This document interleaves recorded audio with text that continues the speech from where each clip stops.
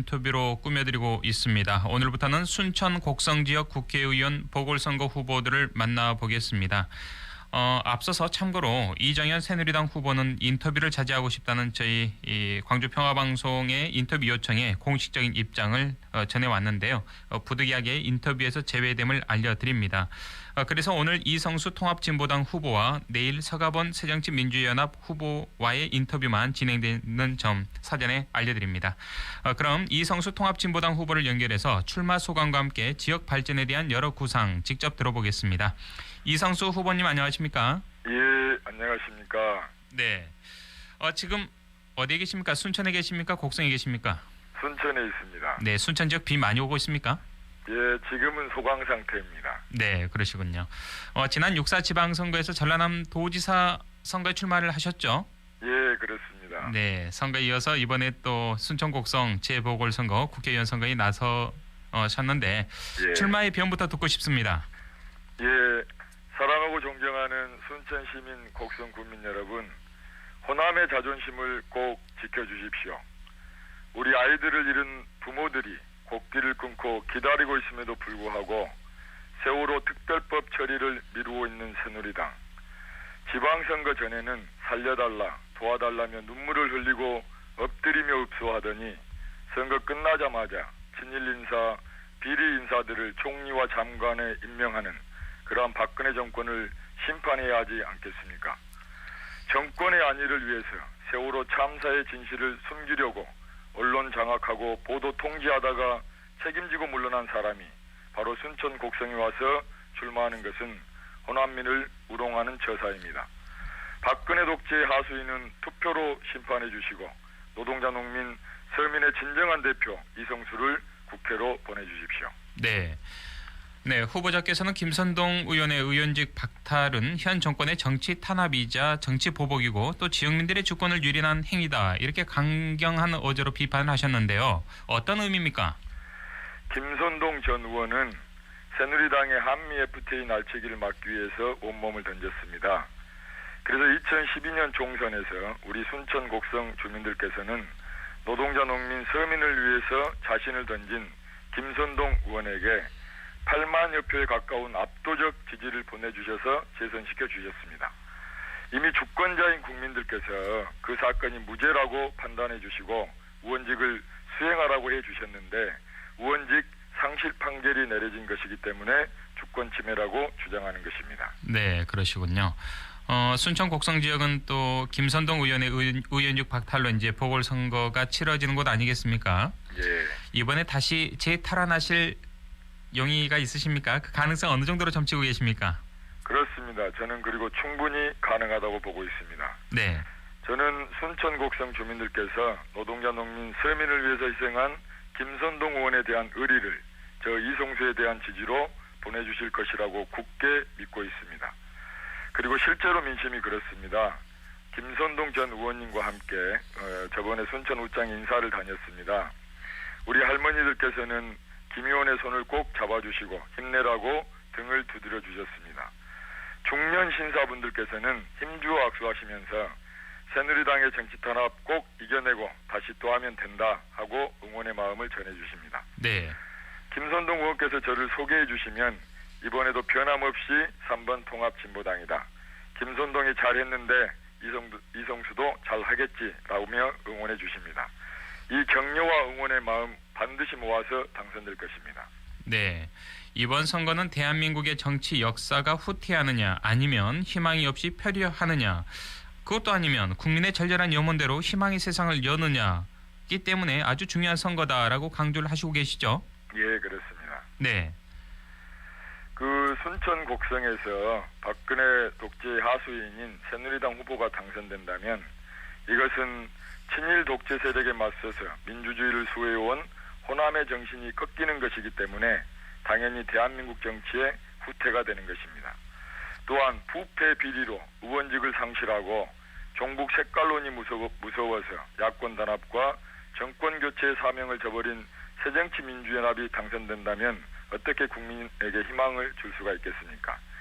통합진보당 이성수가 당선되어야 한국 정치가 종북 색깔론을 극복하게 되고 민주주의와 서민의 삶을 파괴한 박근혜 정권을 심판하게 되는 것입니다.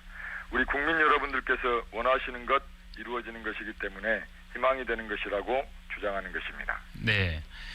현재 통합진보당은 이번에 미니 총선이라도 불리는 이번 재보궐선거에서 모두 7명이 전국적으로 출마를 하셨죠.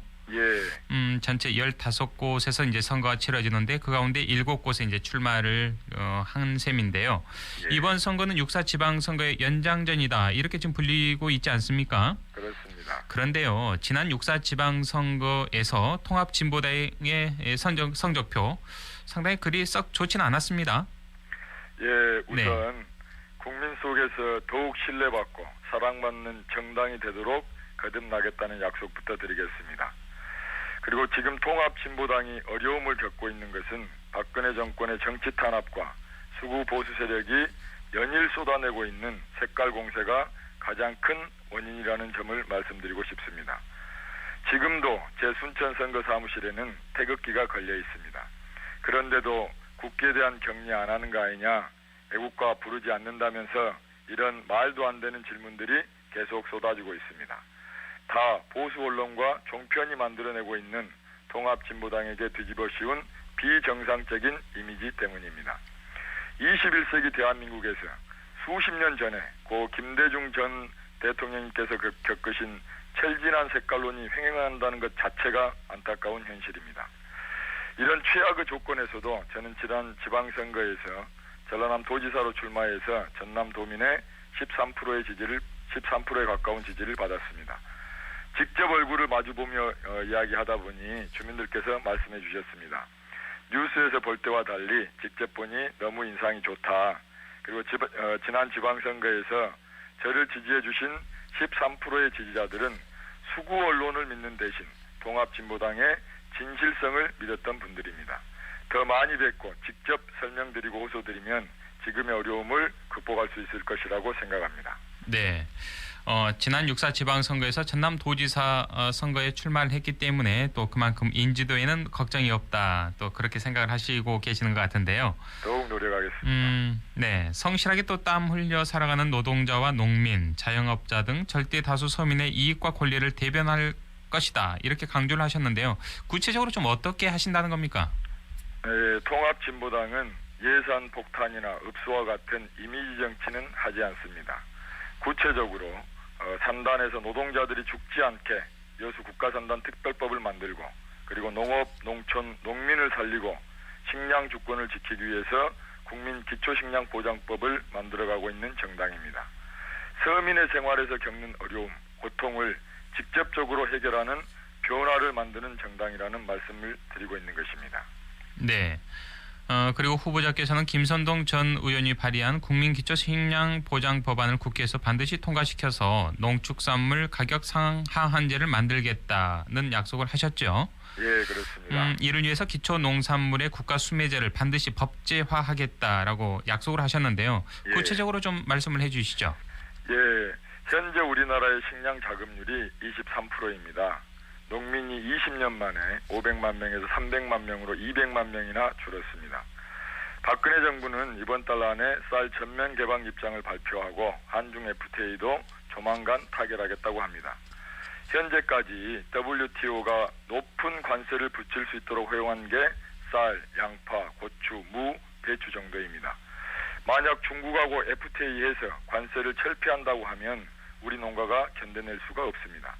단적인 예를 말씀드리면 수입되는 중국 쌀은 질은 떨어지지만 값이 싸서 식당에서 구입해 쓰는데 얼마나 잘 팔리는지 2011년, 2012년에는 재고가 없었습니다. 이대로 우리 농업을 방치하고 수입 농산물에만 의존하게 된다면 2007년, 2010년과 같은 세계적 곡물 파동이 났을 때 식량 가격이 폭등해서 서민들이 심각한 피해를 입게 되어 있습니다. 그래서 고안해낸 것이 기초농산물 국가수매제입니다. 기초농산물, 아까 말씀드린 바와 같이 채소류와 과일, 쌀, 한우 등 우리 국민이 필수적으로 소비하는 농산물에 대해서 전체 생산량의 33% 수준에서 정부와 농협이 수매 계약 재배에서 가격 변동을 봐가면서 수급 조절하자는 것입니다. 기초농산물 국가수매제를 실시하고 농산물 가격에 상하한제를 실시하면 가격 변동이 작아서 물가도 안정되고 농민 소득도 보장되게 됩니다. 네. 그리고 앞서서 이제 잠시 언급을 하셨는데요. 여수 국가산단 특별법 제정과 관련해서도 말씀을 하셨는데 구체적으로 예. 이 특별법에는 어떤 내용이 담겨져 있습니까? 예, 많은 순천 시민들께서 여수 국가산단과 포스코 광양제철소로 출근을 하고 계십니다. 근데 거기에 우리 특히 여수 국가산단은 현재 전남 수출액의 70% 그리고 지역 총생산액의 30%를 차지하는 중요한 산업시설입니다. 그런데 여수 국가산단이 생긴 지 40여 년 가까이 되어서 시설이 전반적으로 노후화되었습니다. 네. 특히 IMF가 지나면서 대부분의 노동자들이 비정규직화되었고 위험한 현장에는 우리 비정규직 노동자들이 투입되어서 일하다가 많이 다치거나 죽고 있는 현실입니다. 여수 국가산단에서도 잦은 사고가 발생합니다. 이달 3일에도 LG화학 여수 공장에서 화재가 나서 두 분이 사고를 당하셨습니다. 작년 대림산업 폭발 사고가 나서 17명의 노동자들이 죽고 다쳤는데도 회사는 크게 책임을 진 것이 없습니다. 이제 더 이상 우리 노동자들이 무고한 생명을 잃는 일이 없어야 합니다. 여수 국가산단은 2013년 6조의 국세를 냈습니다. 국가 관할 산단만큼은 국가에서 안전을 책임지고 비정규직을 줄이고 보호해 나가야 됩니다. 여수 국가산단 특별법 안에는 산단 내의 안전관리자를 더욱 많이 늘리고 그리고 입주업체에 정규직 고용을 의무화하고 비정규직을 정규직으로 전환하는 내용을 골자로 하고 있습니다. 네, 그렇군요. 우리 순천의 노동자들이 안전하게 일하고 정당한 노동의 대가를 받아야 순천시가 행복해지는 것이라고 생각합니다. 네. 그리고 순천대 의대 유치 그리고 순천만 정원의 국가정원 지정화도 약속을 하셨죠? 예, 그렇습니다. 네, 좀 실현 가능성이 있습니까? 그렇습니다. 이제 그 순천대 의대 유치와 순천만 국가정원 지정은 저는 거의 현실화되었다고 봅니다. 왜냐하면 네. 모든 정치 세력이 같이 주장하는 상황이 되었기 때문에 그렇습니다. 네. 그리고 조금 더 말씀드리면 순천대 의대 유치는 수도권과 지방의 의료 불균형을 바로잡고 전남 동부권의 공공의료 확대를 위해서 2010년 진보당에서 처음 제안한 내용이었습니다. 네. 그리고 우리 김선동 의원 주도하에 추진본부까지 설립했습니다. 순천대 의대 유치를 주장했던 내용을 조금만 더 말씀드리면 순천의 특성, 특히 공단의 노동자가 많고 고령의 인구가 많아지는 지역의 현실과 특성을 반영해서 의료 인력을 양성하고 공공의료를 강화해 나가야 한다. 그런 취지로 순천대 의대 유치를 주장했던 것입니다. 네, 그러시군요. 네. 순천 곡성 지역은 지금 재보궐선거가 치러지는 전국 15개 선거구 가운데 가장 관심 있는 관심 선거구입니다. 그 이유 네. 바로 이정현 새누리당 전 청와대 수석이죠. 이정현 후보가 지금 출마를 해서 그런 것이 아닌가라는 생각인데요. 그런 관심, 높은 관심 속에 치러지는 선거 운동을 지금 하시고 계시는데 큰 어려움은 없으십니까?